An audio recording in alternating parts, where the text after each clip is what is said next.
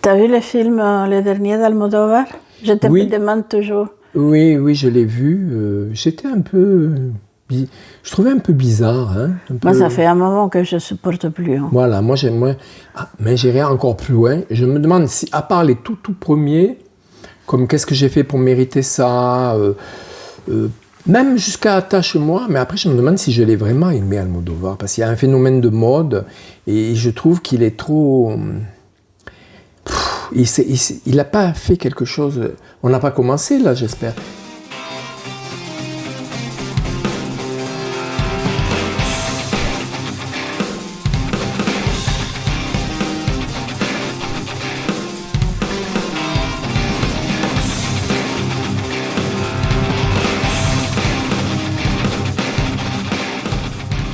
Et c'est trop laissé influencer par les modes successives. Ouais. Et puis, il y a un côté qui fait artificiel, je trouve, moi. Ne serait-ce que ces appartements hyper clean avec les couleurs. Et puis alors, ces deux femmes américaines, là, une anglaise, l'autre, enfin, bon, peu importe, anglo-saxonne, on va dire. Je trouve qu'elles font froid, elles font un peu désincarnées, un peu. On n'a pas l'impression qu'elles souffrent. Bon, ça parle évidemment de l'euthanasie pour quelqu'un qui a atteint une grave maladie, mais je sais pas, on dirait des gravures de mode, elles sont super bien habillées dans un appartement magnifique, enfin ça m'a un peu irrité, quoi. Bonjour Zoé Valdez et merci de nous recevoir chez vous. Et donc, on ne vous présente pas, mais enfin disons que vous êtes auteur, écrivaine, comme on doit dire maintenant, poète et scénariste. Et puis, c'est pour ça, à ce titre qu'on vient voir, parce que aussi très impliqué dans le cinéma. Je ne me trompe pas. Alors, le cinéma, on a souvent collaboré ensemble pour divers projets et des livres. Vous m'aviez raconté un très beau souvenir, c'est que quand vous étiez petite à La Havane... On vivait dans un endroit délabré, une vieille maison qui est tombée. Maintenant, et on nous a envoyé un foyer pour les gens qui perdaient leur maison. Et alors en face, il y avait un cinéma, le cinéma Actualité. Et à l'époque, les actualités, c'était les films russes, soviétiques, coréens, du nord-coréen, film nord-coréen. Et nous, on était, il y avait dans le foyer, il y avait 12 ou 13 enfants, je ne me souviens pas.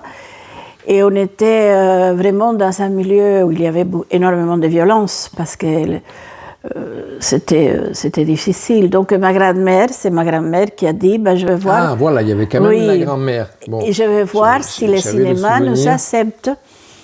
Et alors, non seulement la dame nous a accepté, elle nous a dit... parce que nous, on avait du mal à faire les devoirs et tout ça quand on rentrait de l'école. Elle nous a dit, vous pouvez rester ici et même dormir ici. Parce qu'au milieu de la nuit, avec tous ces bagarres qui se présentaient à un moment, les gens qui venaient complètement ivres, qui buvaient beaucoup, surtout les hommes, c'était compliqué. Donc, on dormait. Moi, je suis restée pendant 2 mois et demi dans ce cinéma, jour et nuit, sauf quand on était à l'école. Alors, puisque vous avez participé au livre sur Giulietta Masina, et un soir, donc, vous découvrez sur l'écran un film de Federico Fellini. C'est bien ça, C'est bien ça, parce qu'il avait franchi peut-être... pourquoi était-il arrivé là? Parce que c'était que des films russes et des films de propagande. Oui, parce que c'est justement ça. Il y avait dans le régime, il y avait une partie un peu moins extrémiste et moins communiste. Il y avait un peu de libéraux, on va dire comme ça, qui étaient à côté de Fidel Castro, parce qu'ils aimaient la révolution et tout ça. Et ces gens-là, on dit, c'est pas possible, les gens vont perdre le goût du cinéma. C'est la seule chose qu'il y avait, c'était le cinéma à l'époque. On va quand même programmer d'autres films. les problèmes qui se présentaient, c'était acheter les films, parce qu'il n'y avait pas comment le faire. Donc, ils ont commencé à trouver des voies pour amener des films comme des films français, italiens. Et je me souviens que c'était une éditrice, Inge Feltrinelli, qui a beaucoup aidé à ça, pour les films italiens. Pour les films français, je pense que c'était l'amitié avec Anne Philippe, parce que Fidel Castro et Alfredo Guevara, à l'époque, ils étaient très amis avec Anne Philippe, la veuve de Gérard Philippe. Et c'est comme ça, mais ça, je ne le savais pas à l'époque, j'étais petite, je l'ai su après. Donc, il passait 3, 4, 6 films pendant la semaine nord-coréen soviétique, et puis il y avait un jour où il y avait les Demoiselles de Rochefort, il y avait Giulietta de Fellini, et d'autres films aussi. Mais là, quand j'ai vu ces films-là, quand j'ai vu cette femme, elle m'a envoûtée, quoi. C'était une façon de...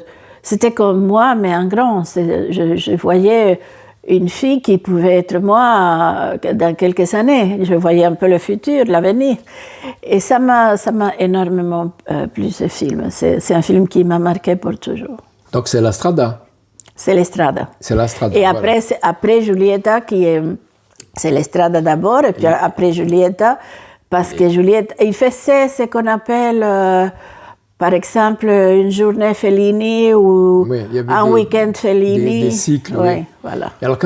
Alors, oui, parce que Juliette des Esprits, c'est un peu plus tard. C'est dans les années 60. Oui. Mais quand on est fin des années 60, quand on est une petite fille qui vivait dans ces conditions un peu difficiles, et qu'est-ce qui fait que ces films-là étaient différents de ceux de la propagande soviétique ou communiste?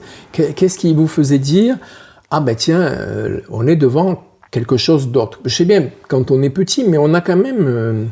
on fait la C'est très difficile à expliquer, Jean-Max, parce que quand on vit dans un système communiste, on croit que ça, c'est la vie normale. Oui. Donc on rentre dans un cinéma et on s'accommode à ce qu'on vous présente. Ce n'est pas parce que ça ne vous plaît pas que c'est parce que vous croyez que c'est mauvais. On sait que c'est mauvais, mais on le sait quelque part. On ne sait pas. Par exemple, il y avait un film soviétique, je pense que je vous avais déjà raconté ça, où ça durait 6 heures et c'était sur des femmes parachutistes. Un film de propagande. Un film de propagande, militaire et tout ça. Et moi, j'adorais parce que c'était des femmes qui tombaient du ciel, qui étaient fortes, Et là, je me suis dit, un jour, je voudrais bien être parachutiste. C'était les super-héroïnes de l'époque. Oui, voilà. Et après, quand j'ai vu les Demoiselles de Rochefort avec toutes ces robes roses et avec d'autres couleurs, je me suis dit, la vie, quand même, c'est une autre chose. Oui, c'est autre chose que des femmes parachutistes. Voilà. Et ma grand-mère aussi, elle était pour nous comme Ma grand-mère adorait le cinéma et elle nous expliquait qu'est-ce que c'était le cinéma. Elle n'était pas une spécialiste, mais elle savait qu'est-ce que c'était un bon scénario, qu'est-ce que c'était l'imagination, parce que dans un pays communiste, l'imagination, ça n'existait presque pas. Donc, elle travaillait énormément avec ça. Par exemple, elle nous disait, on n'est pas sûr que Rochefort soit comme ça dans la vie réelle, mais vous voyez, c'est quand même un endroit qui existe, mais avec des personnages incroyables. Et ça, c'était des mots qu'on ne disait pas à l'école. Ouais, Rien à l'école, c'était incroyable. Tout devait être croyable. Oui, donc c'est un monde nouveau qui s'ouvre grâce au cinéma, quoi. Oui. Voilà. Et donc, voilà. Alors, il y a Giulietta Masina, mais il y a aussi quelqu'un d'autre à qui vous avez consacré un livre chez Hermann. Oui. Donc, c'est L'Ange bleu. Oui. Donc, un autre pays. Est-ce que c'est dans ce cinéma que vous l'avez découverte Non, parce Marlène Dietrich? Non. Parfois, il y avait il y avait une émission à la télévision. Moi, j'avais pas de télé, mais j'avais des voisins qui avaient une vieille télé des années 50. Et à 17h, il y avait un truc qui s'appelait Histoire du cinéma. Et c'était un jeune homme très beau qui faisait cette émission. Quelques années plus tard, il est devenu mon mari. Ah oui. Il était beaucoup plus âgé que moi, mais je suis tombée amoureuse de lui, même quand à l'époque, j'ai découvert les films un peu tard. J'avais 12-14 ans quand j'ai découvert ces films. Et il nous a expliqué qu'est-ce que c'était une femme qui avait fait, une comédienne qui avait fait de films en Europe, dans le Berlin des années 30 et tout ça, et puis après aux États-Unis. Et là, il a passé, évidemment, L'Ange bleu, qui est mon film préféré.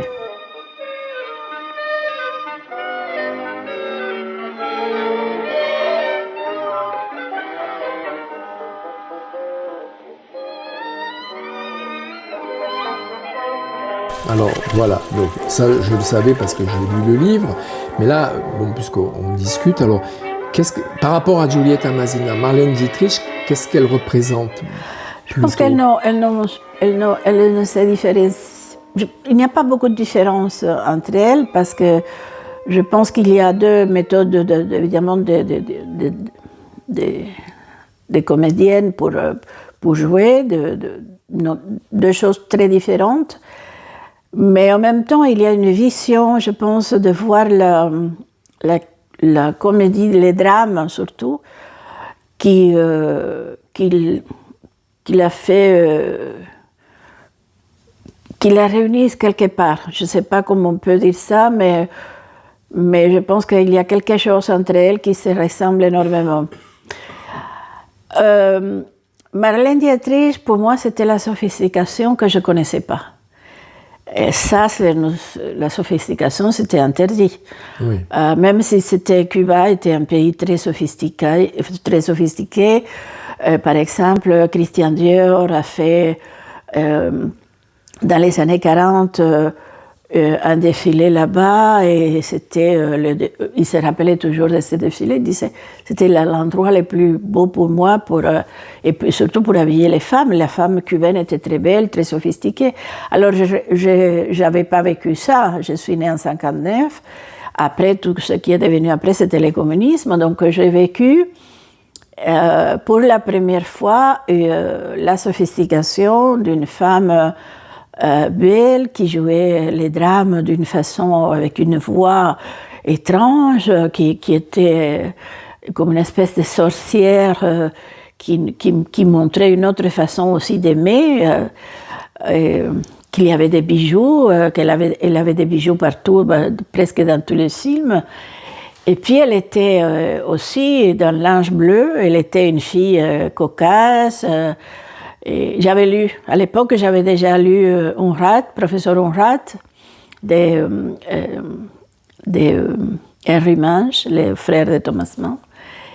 Parce qu'à l'école, chose curieuse, on nous donnait Henry Mange, mais on ne nous donnait pas Thomas Mann. Thomas Mann, c'était interdit, je ne sais pas pourquoi. Trop métaphysique, trop réflexion sur l'âme. Oui, Fausto, oui. Et tout ça, c'était compliqué pour eux. Et là, le professeur Unrat, c'est l'histoire d'une femme fatale, en fait. C'est une femme qui rend un homme fou voilà. Oui. Et c'était un des premiers films, quand même, de Marlène Dietrich. Elle commençait déjà à être très sophistiquée, mais c'est pas celle qu'après on va découvrir dans Blonde Vénus et puis toute sa carrière en Amérique. Mais c'est vrai que c'est une apparition. C'est une apparition, oui. C'est l'incarnation du cinéma. Oui. Puis il faut quand même parler de celui qui la mettait en lumière, et c'était donc le réalisateur du film. Oui, Joe Steinberg. Von Steinberg, qui était vraiment... qui savait capter la lumière dans son visage, la voix, enfin, c'est un tout, quoi, voilà. Et puis qui a su aussi... je pense que c'était un truc entre eux deux. C'est là, dans ces films, qui ont compris comment il fallait mettre de la lumière sur une comédienne, voilà, oui, sur son visage qui n'était pas un visage facile, parce que lui-même, Joseph Sternberg disait, le visage de Marlène Dietrich, c'est comme un paysage. Et c'est vrai, quand on voit un premier plan de Marlène Dietrich, les yeux, c'est un regard vaste. C'est très, oui, c'est très changeant. C'est très... Puis en plus, il a un peu restructuré son visage. On lui a fait le nez, un peu comme Marilyn Monroe. D'ailleurs. On lui avait arraché quelques molaires, je crois, pour affiner le visage. Voilà. Donc ça, c'est deux femmes, on pourrait dire, qui sont à l'opposé. Mais en fait, moi, je dirais qu'elles représentent le cinéma, le rêve, quoi. Le rêve du cinéma. Oui, c'est ça, c'est les rêves. Et puis, à mon époque, c'était... la découverte d'un autre monde, d'un monde de merveilles, un monde... Parce que ce qui est curieux, c'est que avec la littérature, on nous donnait par exemple les réels merveilleux d'Alejo Carpentier, grand écrivain cubain, mais toujours à partir de l'histoire politisée. Mm-hmm. C'est-à-dire les voyages, viajes à la semille, je ne sais pas comment on dit en français, c'était les Haïti, c'est-à-dire il y avait toujours une lecture qui n'était pas la lecture littéraire, mystérieuse, le vrai mystère de la littérature, non, c'était toujours la politique. Réaliste, socialiste. Et avec le cinéma, ça, ils ne pouvaient pas le faire. Oui, voilà. Parce que l'image est beaucoup plus forte que... Oui, alors soit on interdit le film, soit si on le montre, c'est des portes ouvertes pour les gens, pour l'imaginaire, c'est ça. Alors, est-ce que c'est... Alors, je ne sais pas si c'est Giulietta, le vieux cinéma où vous vous réfugiez, ou Marlène Dietrich, vous êtes... Bon, outre votre grande production au niveau du roman, scénariste aussi. Alors, comment c'est venu ? Est-ce que c'est parce que vous avez écrit des romans ou c'est parce que vous étiez fasciné ? Non, j'ai commencé à écrire de la poésie. Et un jour, on m'a appelé, j'étais très jeune, et on m'a appelé de l'Institut de cinéma parce qu'il fallait travailler avec les réalisateurs et les scénaristes, les dialogues. C'est-à-dire à l'ICAIC, Institut de cinématographie cubain, il y avait ce qu'on appelait les groupes de création. Donc il travaillait un peu comme à la manière soviétique, une espèce de série d'abord c'était... évidemment la synopsis et tout ça, ensuite, et il le faisait en collectivité, en équipe. Donc ils ont commencé à appeler les jeunes parce qu'à un moment, ils ne savaient plus, la société cubaine a commencé à s'éloigner, les gens qui étaient dans la politique, qui étaient dans les institutions, ont commencé à s'éloigner de la rue. Mm-hmm. Et à un moment, même les réalisateurs n'arrivaient pas à communiquer. Et c'était trop rigide, le dialogue. Et c'est à partir de là qu'ils ont commencé à appeler les jeunes pour travailler sur tous les dialogues. Donc j'étais choisie et j'ai commencé à travailler avec les réalisateurs et les scénaristes et les dialogues de films. Donc je fais les dialogues de Les siècles de lumière d'Umberto Solá, et basé sur un roman d'Alejo Carpentier. Et je l'ai fait aussi avec Alba de Céspedes, qui était une grande écrivaine cubaine, franco-cubaine, italienne aussi. Elle vivait à l'époque ici en France. Et j'ai fait le dialogue de pas mal de films cubains, avec les réalisateurs et avec les scénaristes. Et c'est comme ça que j'ai découvert, évidemment, qu'il y avait d'autres mouvements cinématographiques. J'ai découvert surtout au Sud les films japonais, qu'on ne passait pas dans les cinémas, mais on pouvait les voir dans la cinémathèque.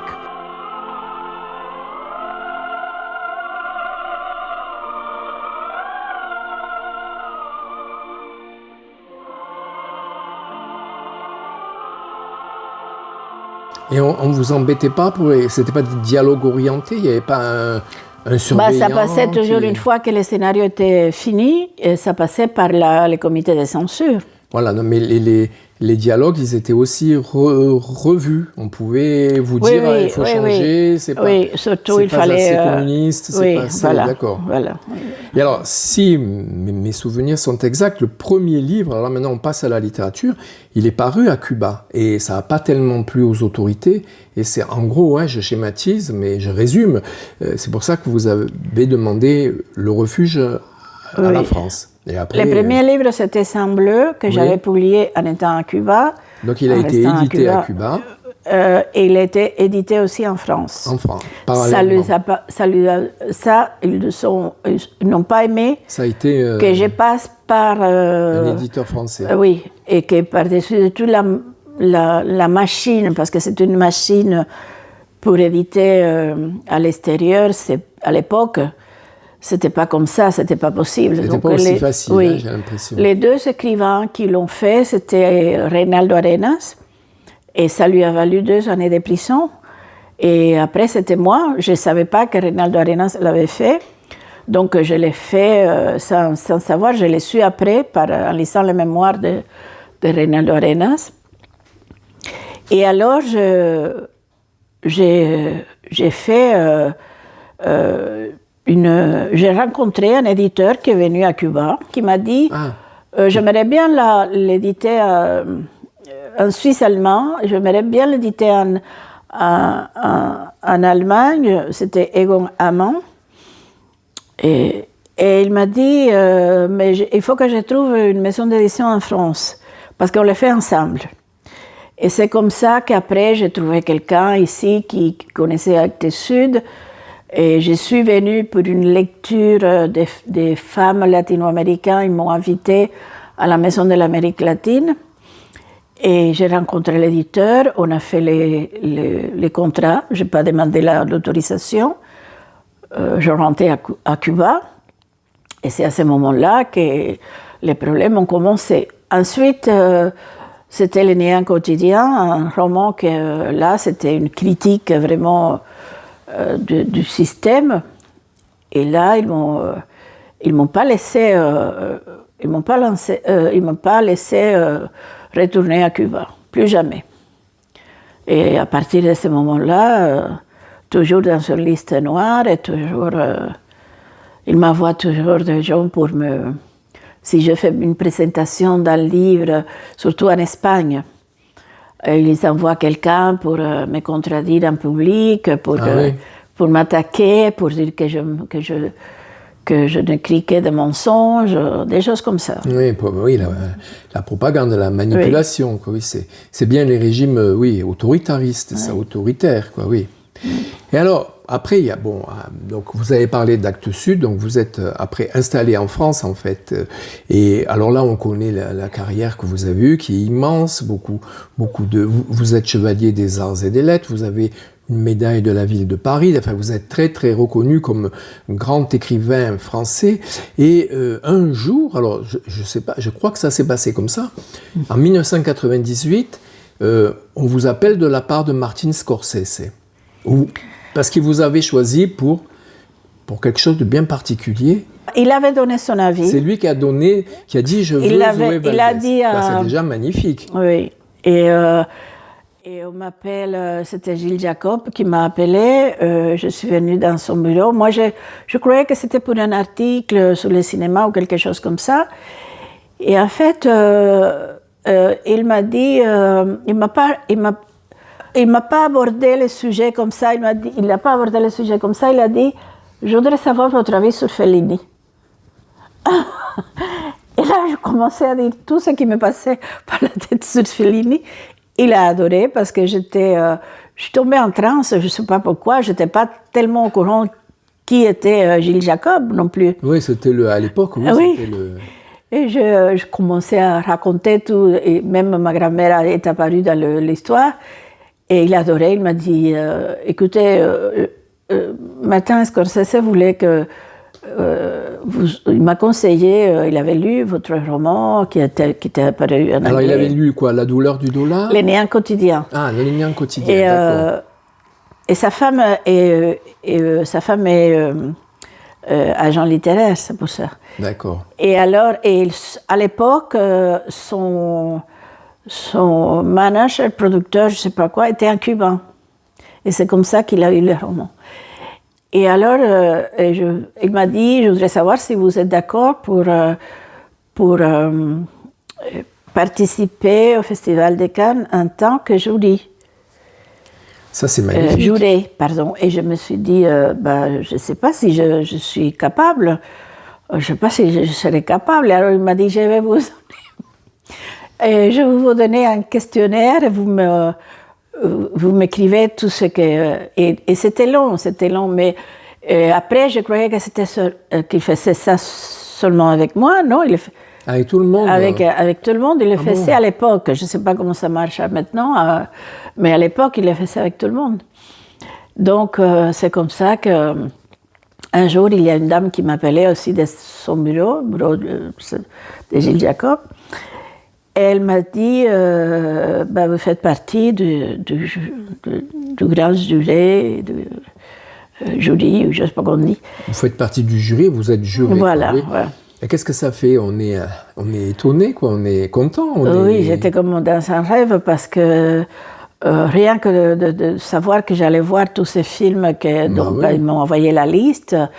Et j'avais évidemment des réalisateurs que je connaissais déjà parce que j'avais travaillé dans le festival de cinéma de La Havane. Donc, je ne pouvais pas croire tout ça. J'étais vraiment... Est-ce comme un rêve, quoi. Puis alors, un rêve, oui. Et alors, vous étiez sur la scène quand Roberto Benigni a baisé les pieds de Martin Scorsese parce qu'il avait eu la Palme d'Or pour La Vita è Bella. Et alors, qu'est-ce que vous en avez pensé? J'ai beaucoup rigolé. Roberto Benigni, c'est quelqu'un que j'adore parce qu'il était... la salle était... très en silence, comme ça. D'un coup, il s'élève, il comprend qu'il a reçu quelque chose, mais il ne comprend pas très bien de ce qu'il a reçu. Il a dit, c'est pas la palme. Ah bon, d'accord. Il commence à marcher sur les chaises comme ça. Il arrive, il se jette devant Martin Scorsese, et puis après, il vient à côté de moi, il embrasse je ne sais pas qui, et je commençais à rire. Je ne pouvais pas m'arrêter de rire. Il y a des images, on voit dans la vidéo, que je suis en train de rigoler. Et c'était très drôle. C'était un moment de grâce aussi. C'était un moment de grâce, parce que son film, c'était pas évident. Son film... d'ailleurs, c'était Angelopoulos qui a eu la palme avec L'éternité un jour, qui c'est un grand film aussi. Mais son film n'était pas évident, c'était un film difficile à comprendre. Même après, quand je suis allée chez Ardisson, au moment où j'étais en train de me maquiller, il m'a dit, mais vous ne croyez pas que c'est difficile de donner un prix à un film qui fait l'humour avec... Je dis non, c'est beaucoup plus que ça. C'est une autre façon d'analyser de la... Moi, j'ai dû le voir 3 fois quand même, parce qu'au début, j'étais choqué. Hein. Oui, mais, moi aussi, je n'étais pas d'accord pour ce prix au début. Et puis après, c'est justement quelqu'un que je respecte beaucoup, Alain Corneau, qui m'avait dit il faut regarder le film d'une autre façon.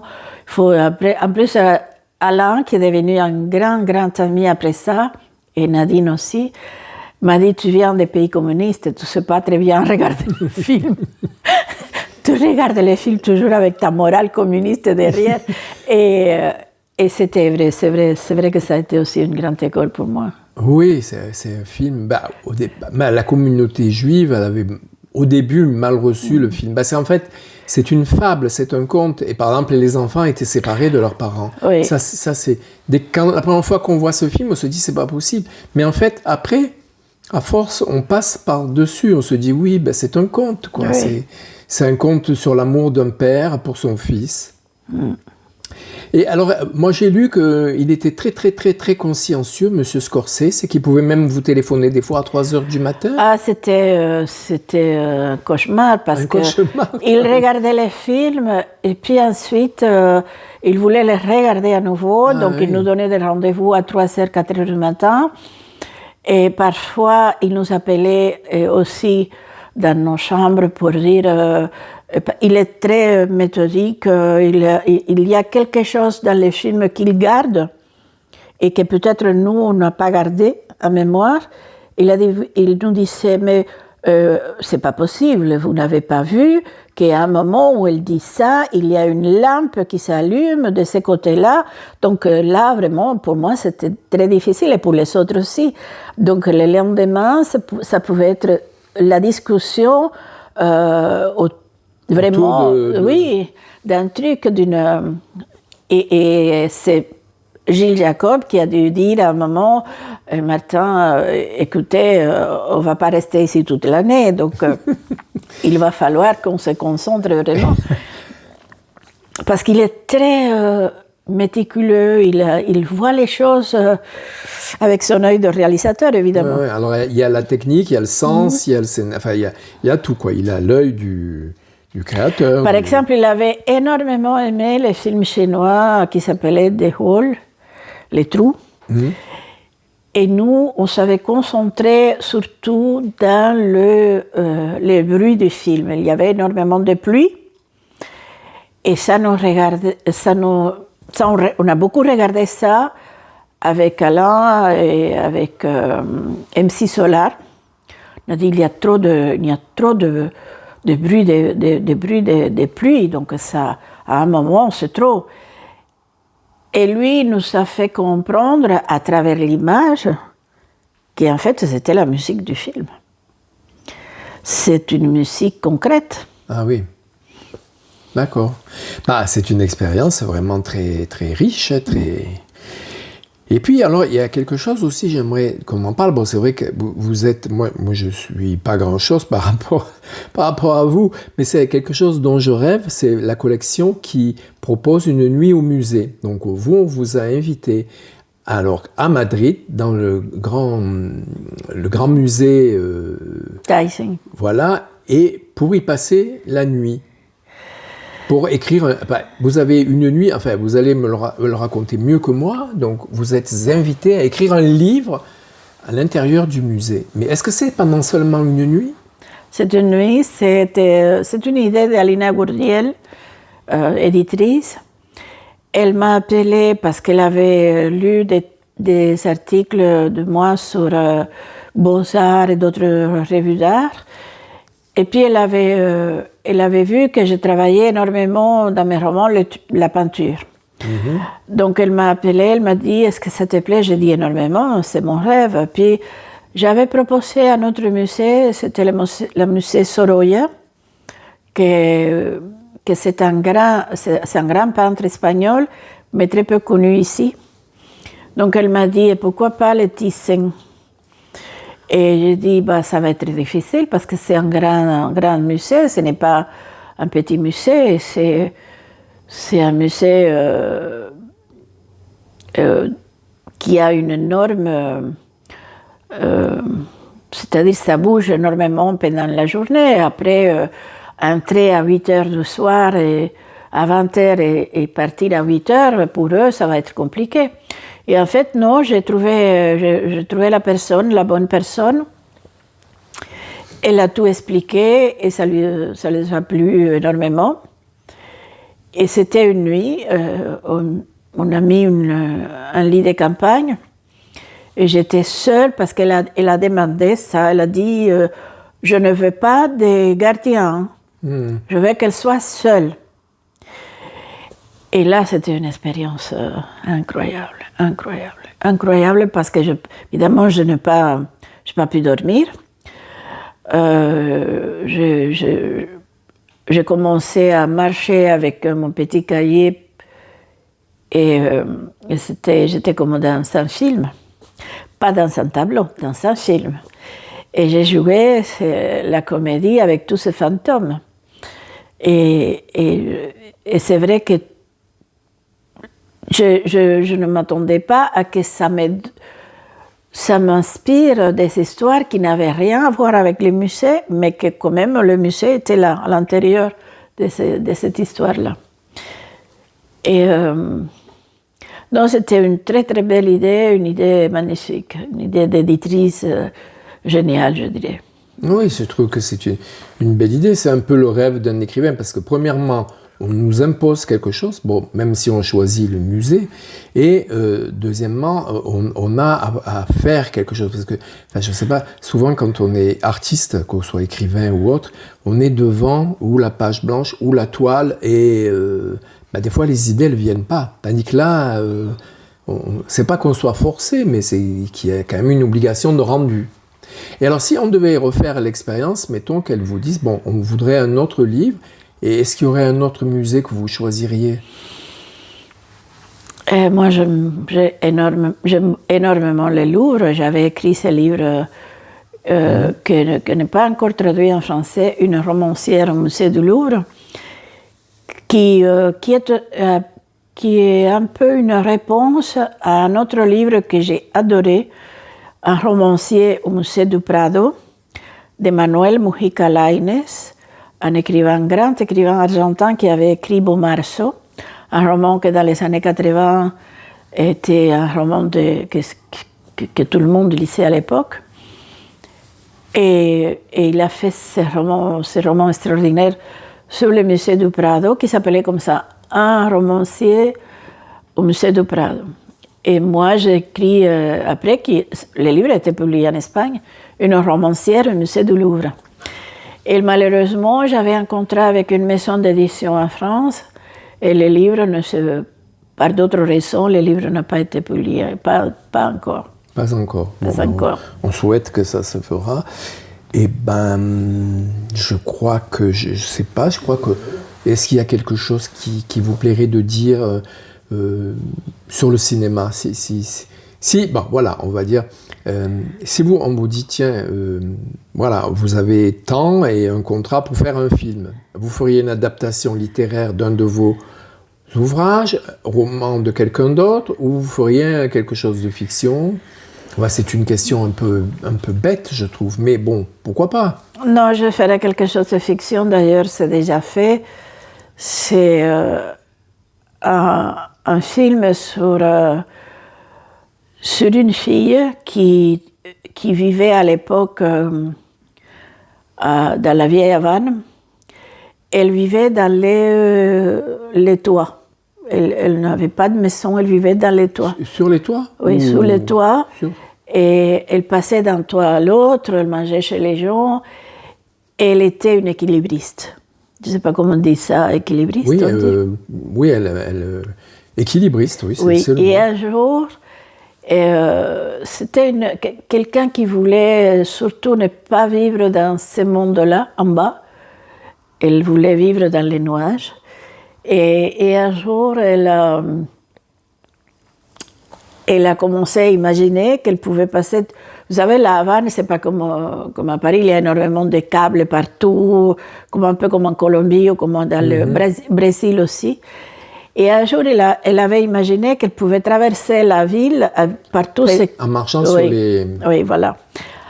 Et elle est tombée, elle est décédée, mais évidemment, la fin du film, c'est pas ça. La fin du film, c'est qu'elle s'envole.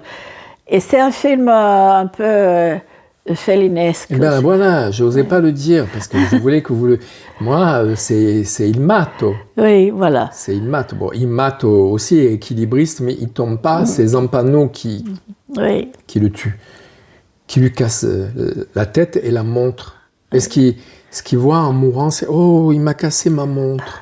Et c'est le temps qui est cassé. Mais mais ça, c'est un projet ou...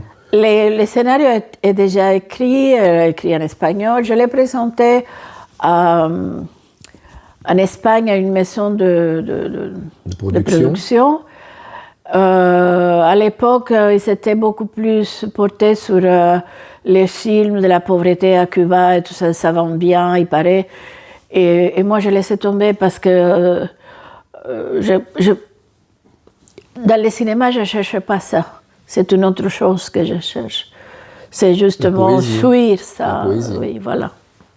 Ouais, la poésie. Je pense que si on devait, bon, moi j'aime pas mettre des étiquettes, mais ce qui vous caractérise en premier lieu, c'est la poésie, parce que vous êtes de ces auteurs qui transforment le monde par les mots. Oui, parce que les passages, chez moi, c'est-à-dire que j'ai commencé par la poésie, ensuite j'ai fait les dialogues du cinéma, et ce sont les dialogues du cinéma qui m'ont fait passer à la narration, à la narrative, au roman. C'est pas la lecture seulement des romans, c'est surtout une envie de faire passer le cinéma en littérature et pas à l'inverse, c'est-à-dire de faire transférer l'image cinématographique en littérature. C'était à l'inverse, justement. Et certains, si pas presque tous vos romans, peuvent devenir des films. Oui. Ils peuvent être adaptés pour le cinéma. Oui. Donc, ce qui prouve que ce que vous dites est réel. Oui. C'est parce que vous avez la méthode d'écrire. Je suis une romancière qui s'inspire du cinéma, mais qui a aussi une façon de regarder la vie. Je regarde la vie toujours comme si c'était un film. Mm-hmm. C'est un œil caméra. Un œil caméra. Observateur, oui. Mais en même temps, c'est pas que ça soit déformé, mais c'est poétisé, quoi. C'est pas, voilà, pas l'histoire que vous venez de raconter. C'est à la fois tragique et en même temps très poétique, parce que la misère, elle a été un peu déplacée du côté de la poésie, je trouve, moi. Oui. Ben, merci Zoé. C'était passionnant. Jean-Max. Et on a vraiment...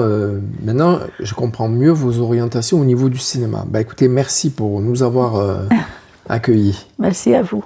Merci.